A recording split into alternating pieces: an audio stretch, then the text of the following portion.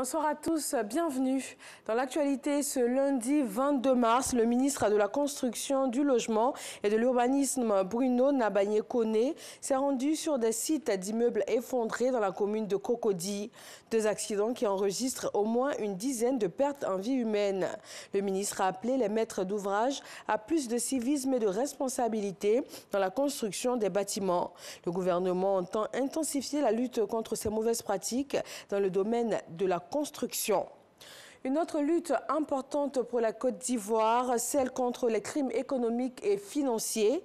Les agences chargées des enquêtes et poursuites pénales de la sous-région ont entamé ce lundi une formation relative à ces fléaux qui alimentent la violence et le désordre dans la zone Afrique de l'Ouest. Il s'agit donc de renforcer les capacités des enquêteurs et procureurs, notamment dans les affaires de blanchiment de capitaux et de financement de terrorisme. La Marine nationale de Côte d'Ivoire a procédé à la cérémonie d'ouverture d'exercices de sécurité maritime. Il vise à parfaire la coopération régionale et aussi à améliorer les stratégies de mutualisation des moyens dans la lutte contre la piraterie dans le golfe de Guinée. Abou Sanogo. Cet événement régional se jouera sous la coupole des États-Unis d'Amérique.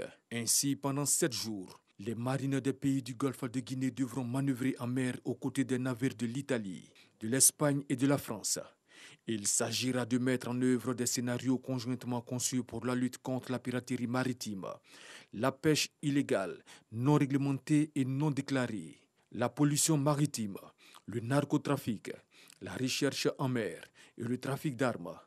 En d'autres termes, à travers les exercices Obangamé, le commandement américain pour l'Afrique, AFRICOM, avec l'appui des autres puissances et les institutions régionales, donne du contenu aux accords de Yaoundé pour atteindre des objectifs qui sont, entre autres, mettre en application les accords maritimes régionaux, tester l'interopérabilité entre les marines et entre les structures nationales, régionales, européennes et américaines dans un large éventail d'activités navales. L'exercice se déroule dans tout le golfe de Guinée, de l'Angola jusqu'au Sénégal.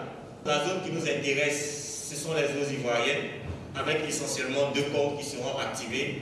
Un côte, le côte principal à Abidjan et un côte secondaire à San Pedro. Un symposium aura lieu à l'effet, entre autres, d'examiner les options permettant de mieux intégrer tous les acteurs du domaine maritime, les partenaires internationaux et industriels dans les opérations. Dans le cadre de ces exercices Obangamé Express 2021, la Marine nationale engagera, entre autres, 3 patrouilleurs, des embarcations type commando, un aéronef, des vedettes et 4 équipes de visite. Hier dimanche, le Congo-Brazzaville a voté pour le premier tour de l'élection présidentielle. Le président sortant, Denis Sassou Nguesso, brigue un nouveau mandat de 5 ans. Face à lui, 6 autres candidats. Après le vote, chaque parti a dressé un bilan très différent, notamment sur la fiabilité du scrutin ou encore la sécurité pour ce jour de vote. Et dans la nuit, le candidat Guy Brice Parfait Kolela est décédé du Covid-19. Conflit au Yémen, l'Arabie saoudite qui intervient militairement dans le pays depuis 2015 a fait plusieurs propositions dont un cessez-le-feu global. Riyad a également proposé de rouvrir l'aéroport de Sanaa, la capitale yéménite tenue par les rebelles, et aussi de relancer les négociations politiques entre le gouvernement yéménite et les Houthis.